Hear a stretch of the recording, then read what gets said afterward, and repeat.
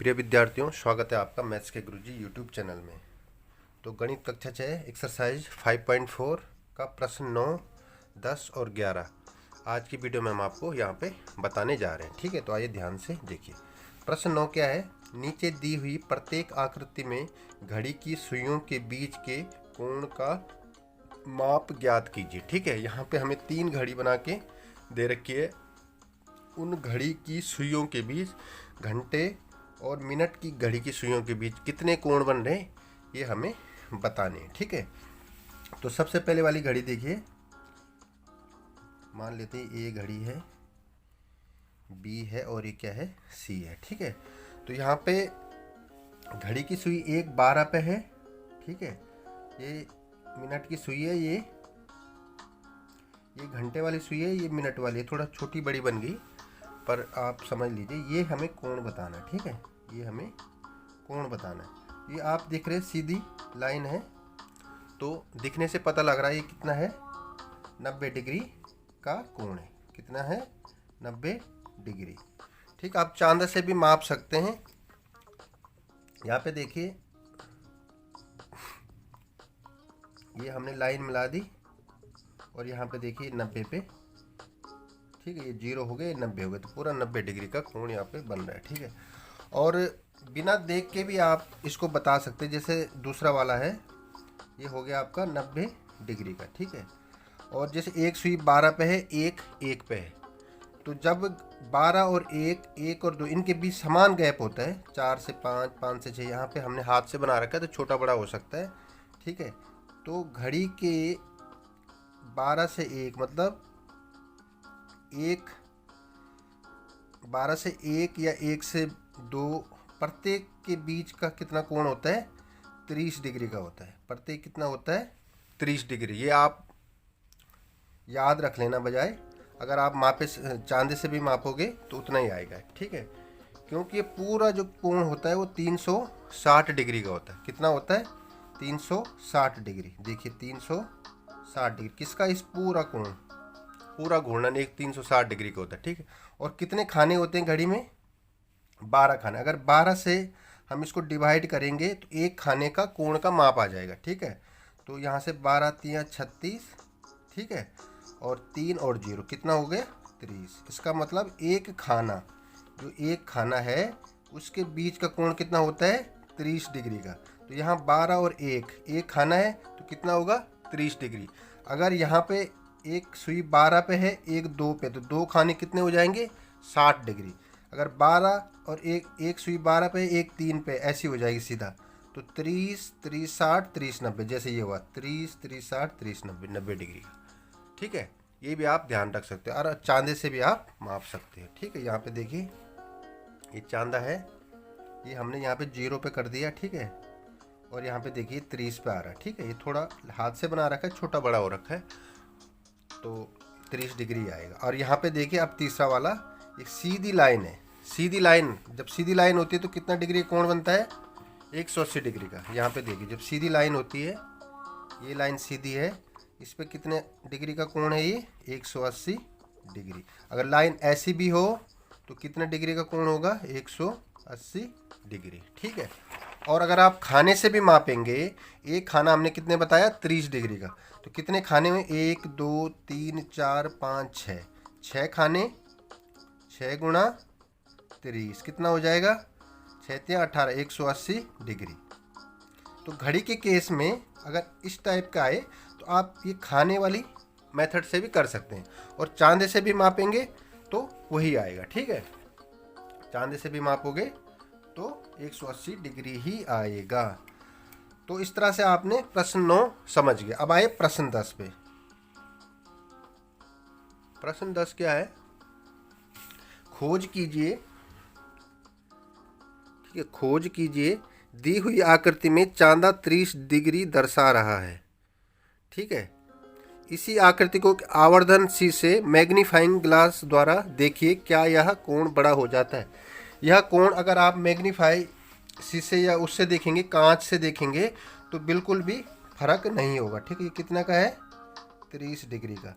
अगर आप कोई शीशा लेते हो, मैग्नीफाइंग ग्लास लेते हो और ऐसे उसको देखते हो, तो उसमें कोई भी अंतर नहीं आएगा। ठीक है, तो आप आंसर में लिखेंगे अगर हम आवर्धन शीर्षे से इसको देखेंगे भी तो उसमें कोई अंतर नहीं आएगा। ठीक है, ये 30 डिग्री का है। यहाँ पे देखिए, ये हमने पॉइंट मिलाया, ये देखिए। ठीक है, 30 डिग्री।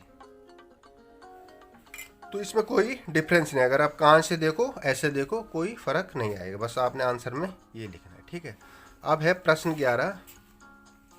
प्रश्न 11 देखिए,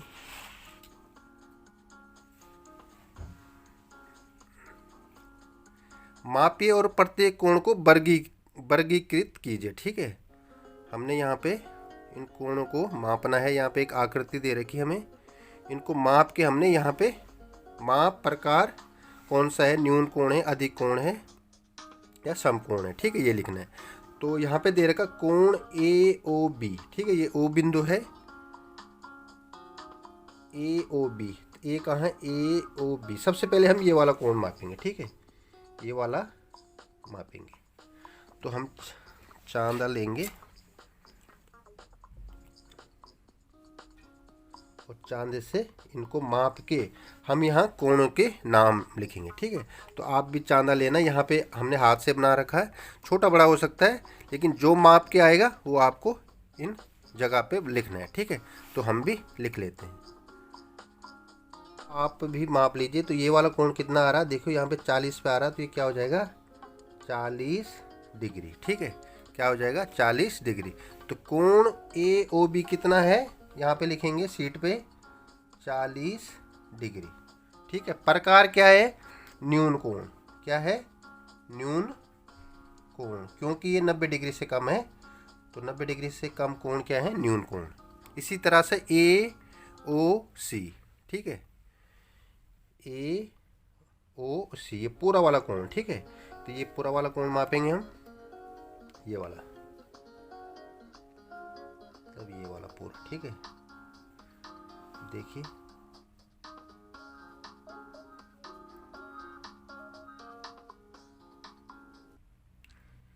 ये आ रहा 120 डिग्री। ठीक है, कितना आ रहा, 120 डिग्री। AOC क्या हो गया, 120 डिग्री। तो ये कौन सा कोण हो गया, अधिक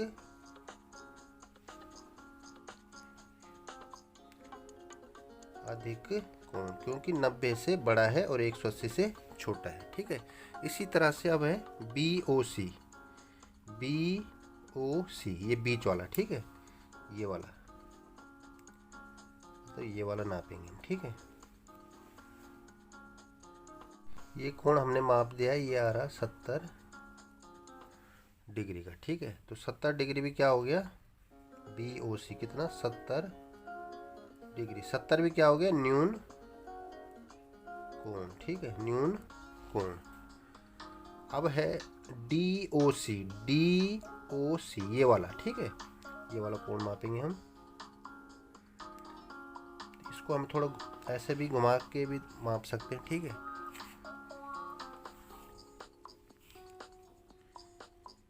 तो देखिए यहाँ पे ये कोण आ रहा है हमारा लगभग यहाँ पे 90 से ऊपर आ रहा है, लगभग 90 और 100 के बीच, तो 95 के लगभग आ रहा है ये कोण। ठीक है, 95 डिग्री। ठीक है, तो ये क्या हो गया हमारा 95 डिग्री। तो 95 क्या हो गया, अधिक कोण। ठीक है,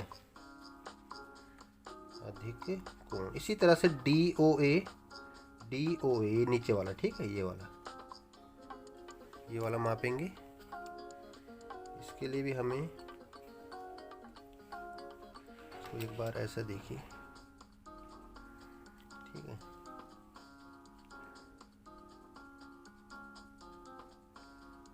ये लगभग आ रहा है 150 डिग्री का। ठीक है, 150 डिग्री। तो 150 डिग्री भी क्या हो गया, अधिक कोण। ठीक है, अधिक कोण। अब है DOB। ठीक है, DOB, DO और B, ये पूरा वाला कौन सा, इतना, ये वाला, ये DOB। ठीक है, अब इसको मापिए।